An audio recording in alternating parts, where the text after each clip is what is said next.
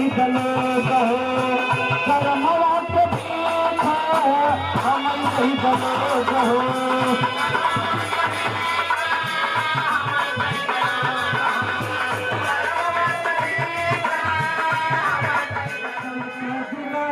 जाना हुई सबके चाहारिया हो सवरिया की चुनरिया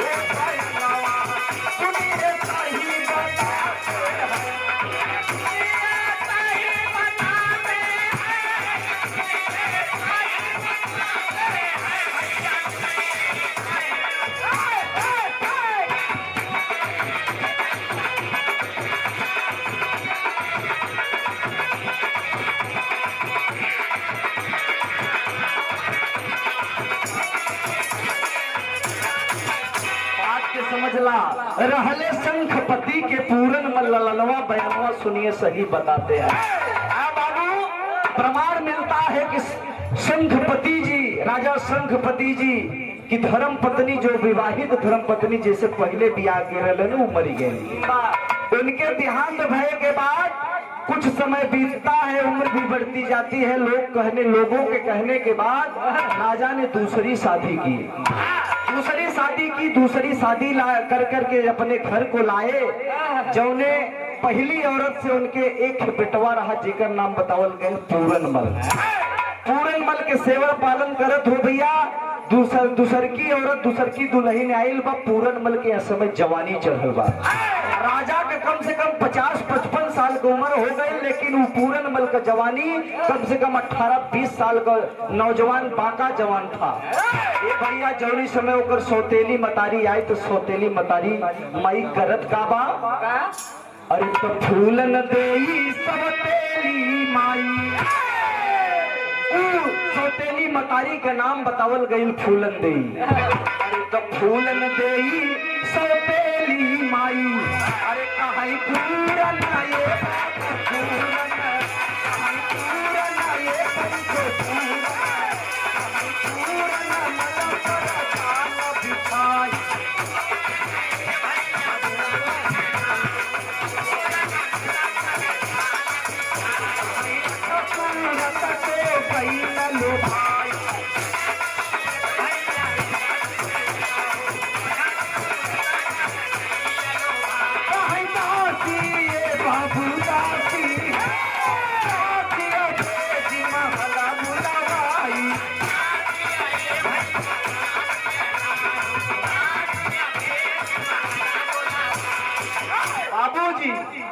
बात को समझ लीजिए आप लोग। पूरनमल बेटवा जवान हो, सौतेली मतारी जेकर नाम बतावल गई फूलन देई। फूलन देई आती है, कुछ दिन रहती है। जब राजा का उम्र काफी हो चुका रहा, तकरीबन 50-55 साल और रानी के उम्र अब ही थोड़ा सा कम रहे, तकरीबन मान के चले है 30-35 साल की उम्र रही। राजा साहब रानी से संबंध में थोड़ा सा दिक्कत परेशानी हुआ करती थी बाबू। लेकिन जौनी समय पूरनमल के देखले बा, काफी समय कुछ समय बीतता जब है तो रानी सोचती है कि क्यों ना मैं अपने इस बेटे को जो कि मेरा धर्म का बेटा है, मेरे कोख से, मेरे पेट से तो नहीं पैदा हुआ, मेरे गर्भ से नहीं पैदा हुआ, लेकिन क्यों ना मैं इसको ही अपना हम सफर बना लूं।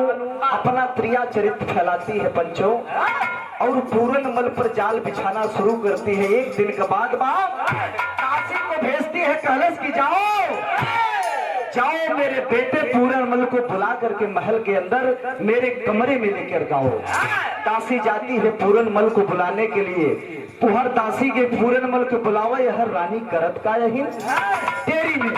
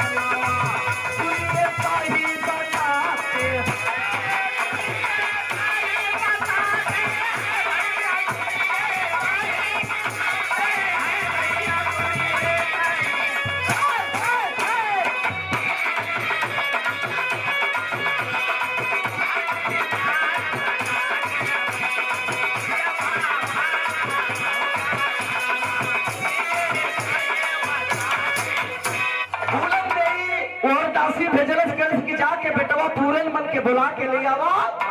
यह रानी अपने कमरा में खूब साज श्रृंगार सजा के बैठल है। अरे बाबू सोरहो श्रृंगार करके वो रानी बैठल है। जब रानी बैठल है इतने में वो दासी बुला करके लाती है। पूरन मल जो ही कमरे में प्रवेश करते हैं, फूलन देवी कहती है कि बेटा आओ बैठो बैठो, मैं तो तुम्हारी माँ हूँ, बैठो। एक बात मैं तुमसे कहना चाहती हूँ। बेटा पूरन मल कहता है कि माई तुम तो मेरी धर्म की माँ हो, बताइए क्या बात कहना चाहती हो। आपकी सब बातें मैं मानने के लिए तैयार हूँ माँ, बोलो क्या बात है मैया। कहत है का फूलन देवी करती है, क्या करती है।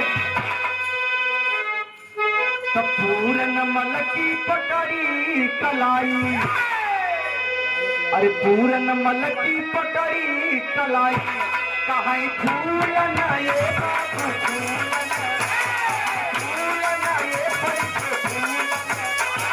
फूलन तेरी भोली मुस्कान।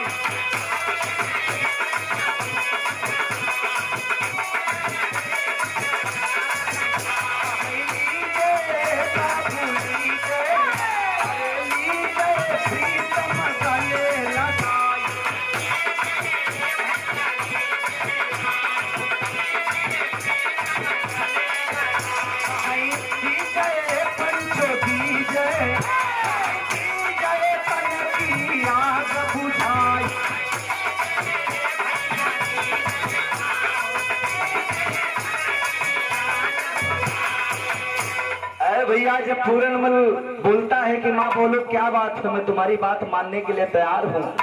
वो सौतेली मतारी कहती है बेटा मेरी बात मानोगे। पूरन मल कहता है कि माँ जरूर मानूंगा। तुरंत कलाई पकड़ लेती है। कलाई पकड़ने के बाद भी पूरन मल कुछ नहीं बोलता कि माँ है कलाई पकड़ ली होगी कोई बात। कलश की माई क्या बात बा। कलश की आज के बाद हमके माई मत करिहा, माई मत करिहा। आज एक बात हमारा मान ला, आज मेरे तन की, मेरे मन में, मेरे तन में जो आग लगी है उसको बुझा दीजिए।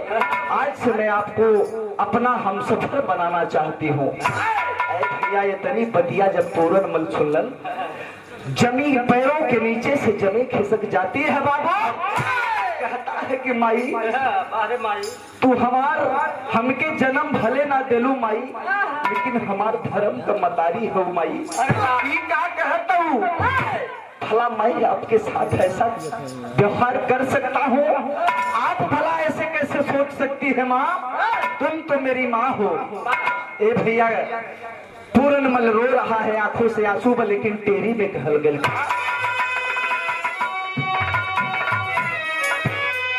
अरे तमाना, अरे तमाना, अरे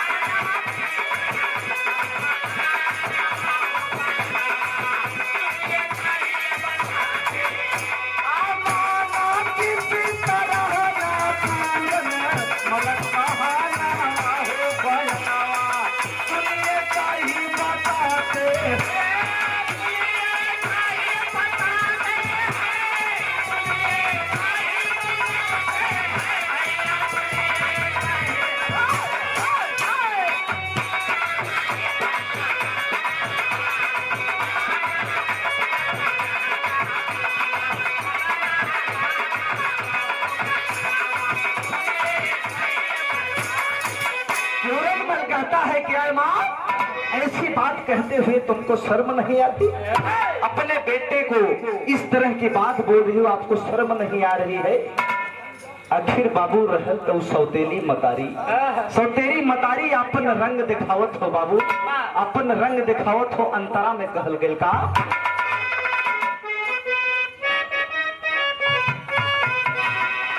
पूरन मन बोले यह बतिया, अरे पूरन मन बोले यह बतिया, कहे के मारे बाबू के मारे, के मारे पंचो के मारे, के मारे सारी मतिया।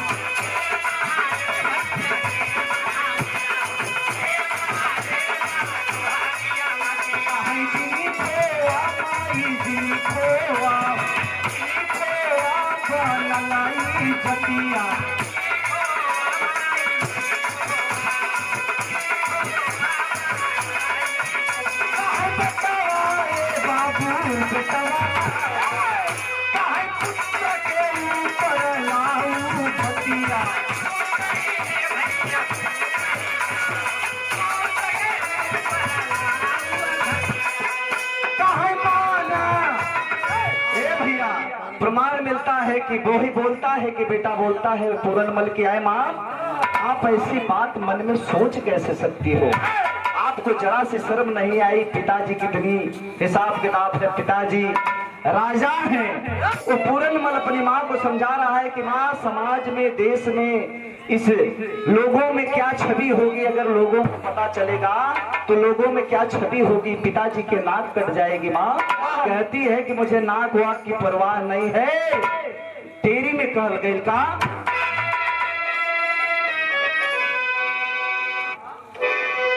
अरे छोड़ा, अरे छोड़ा,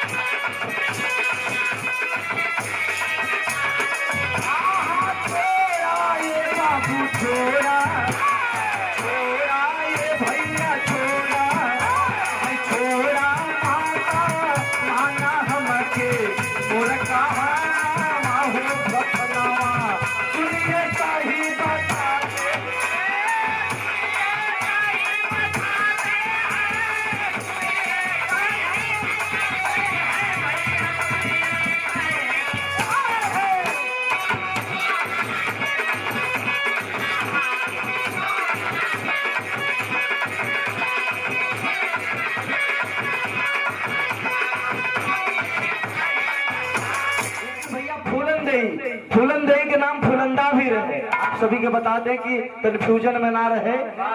कहती है कि नहीं मानोगे गलस की नाम अतारी, चाहे हमारे जान मार डाला, हमारे गर्दन काट दा, जिगर निकाल के लेला, कलेजा लेला, लेकिन ना मानो। कलन की नाम बना, कलन की नाम बिल्कुल नहीं मानूंगा। कहती है ठीक है चले जाओ यहाँ से। पूरनमल चला जाता है अपने कक्ष में, अपने कमरे में चला जाता है। तो फुलंदा अपने दिमाग को लगाती है, बुलाती है अपने जल्लादों को बुलवा करके कुछ पैसा कौड़ी दे करके बोलती है कि ऐसा ऐसा काम करना है तुमको, ले जाओ पूरनमल को जंगल में कहीं मार डालो और मार करके प्रमाण के रूप में मुझे उसकी आंखें लाके दे देना। आया बाबूजी अपने त्रिया चरित्र को फैलाती है और जा करके जंगल में कसाई लोग ले जा करके उसको एक दिन अगवा करके जंगल में ले जाते हैं। जंगल में ले गए बाबू हाथ जोड़ के कहत हो कि बाबू हमके ना मारा, मत मारा हमके, आखिर हमारे दोस्त का बा, हमारे गलती का बा। अरे बाबू प्रमाण मिलता है उसके साथ इतना दुर्व्यवहार किया गया, फुलंदा के बताए अनुसार उसको प्रताड़ित किया गया। पूरनमल बेचारा परेशान, उसकी आंखों को निकलवा दिया जाता है, अंधा हो जाता है। बाबू इधर आकर के वही बताते हैं कि मैंने ऐसा ऐसा कर दिया। कलन के पास ठीक हो मार दिला ना, कलन एकदम मार दिले रानी साहब, घबरा मत, हमारा पैसा तो चली। बाबूजी वही पूरे पूरनमल कुछ समय बीतता है, जोगी बन करके टहलते टहलते गाते बजाते घूमता है बाबू जोगी का वेश बना करके। भैया आज जोगी बनत हो वो पूरनमल तो कैसे जोगी बन के दर भीख मांगता है। अरे बाबू पूरनमल जोगी बन जाता है, जोगी बन करके गली गली दर भटक रहा है, भीख मांग रहा है, भिक्षा मांग रहा है। एक दिन अचानक भिक्षा मांगते उसी नगर में पहुंचता है बाबू, जहां पर उसका मकान था, जहां पर उसका राजमहल था। अरे भैया जब जोगी बनल हो तो फैल का, अरे मेरा सर पे बांधने वाला पहले वो दो मेरे वत्स। बाबा चटाई। अरे क्या मतलब यार, तुम तो यार भाई बहुत। बाबा चटाई, ये बाबा चटाई का हो भैया? वह जो निचवा बिछाई यार। अच्छा चटाई, ऐसा बोला यार, तू तो यार कंफ्यूज कर देते हो। लाइए बस। और मेरी कंठी कहाँ है? कंठी मेरे पास है।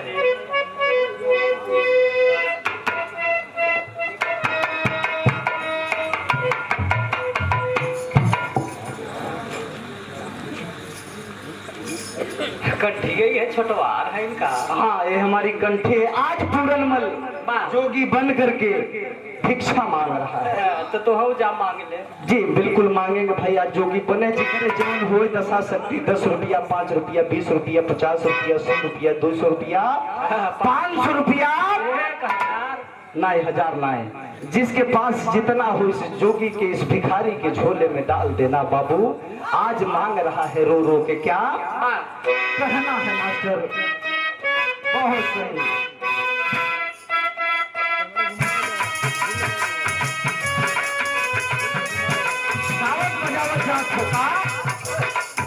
अरे की हम दई दलो गहो, हम दई दलो गहो, करमवा के भी हम दई दलो गहो।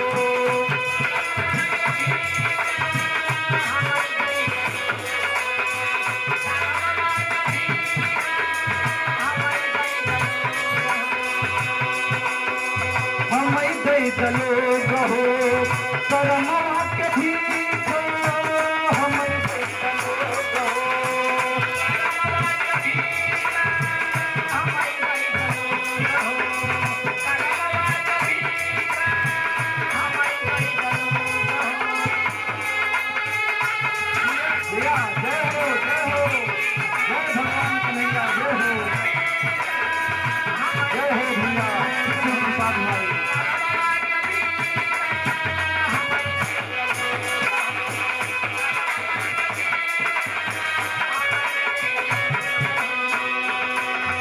जिन सुकरम के धर्म न बनी है, हो साथी बानी, हो साथी बानी।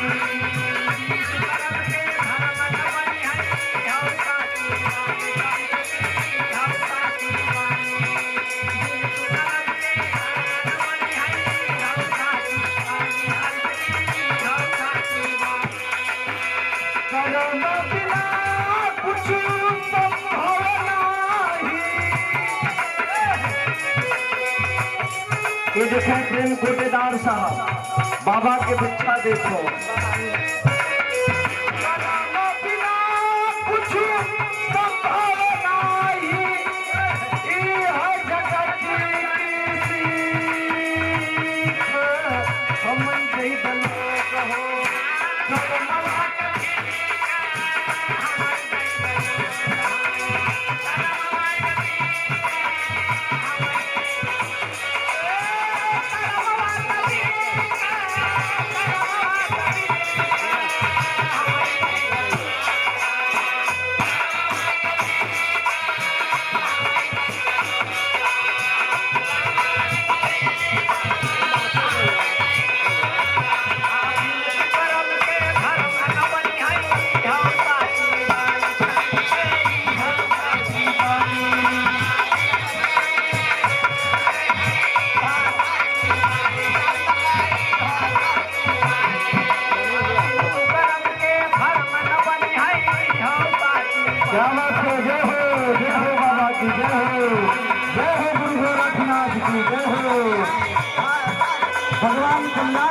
माता रानी भंडार भरे। जय हो जय हो। राम बिना कुछ संभव नहीं है जगत की सीख, हम दई दलो कहो करमवा के भीख, हम दई दलो कहो।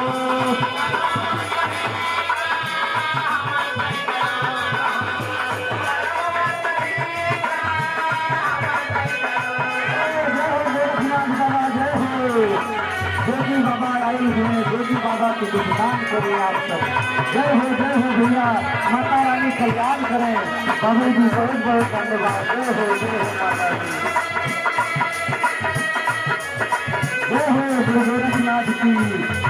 जय हो बाबा जी। जय हो माई जी कल्याण करें। अरे एक दिन ना हो, अरे एक दिन जाना हुई सका के बाचा हारिया हो सवरिया, तेरी कलर की चुनरिया। जय हो गुरु गोरखनाथ जी। जय हो बाबा जी। जय हो बहुत बहुत धन्यवाद दूंगा। बहुत बहुत आप लोग बड़े मोहब्बतों से देख रहे हैं।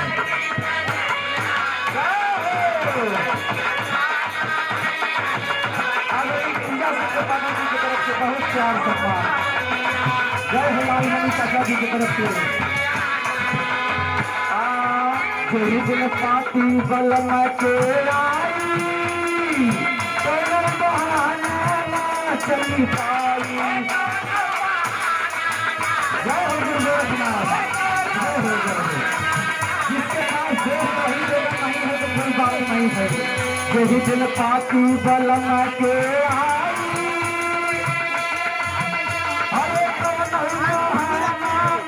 चली पाई।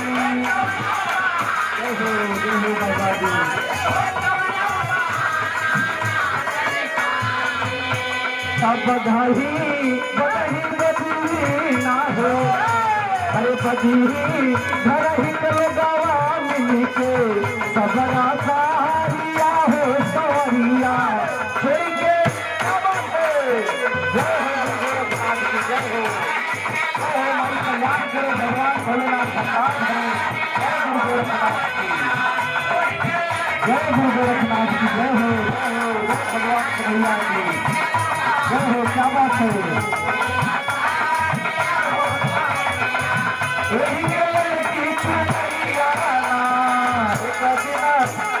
जय हो भैया। हमारे निर्मोही वाले भैया निर्मोही में क्या बात है।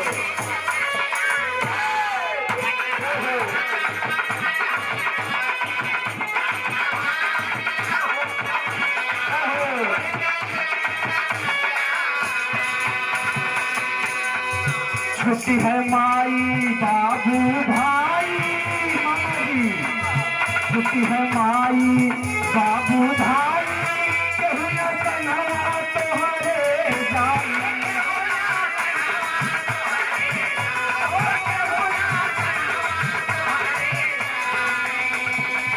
छुट्टी है माई बाबू भाई,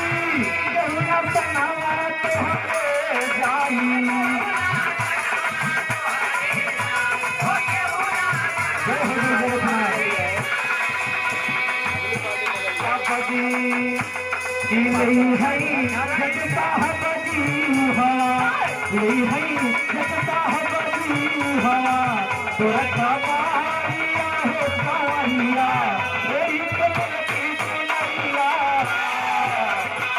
जय हो गोरखनाथ की, जय हो, हमारी कल्याण करो।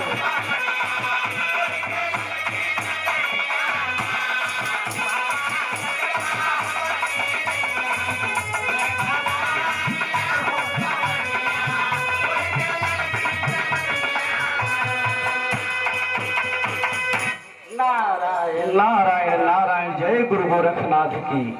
वो पूरनमल भक्त अपने पद्दर अपने राज्य में अपने नगर में पहुंचता है बाबू। यही से हमारे गाना का समापन भइल। आखिरी लाइन में तेरी के लाइन में कहल गया था,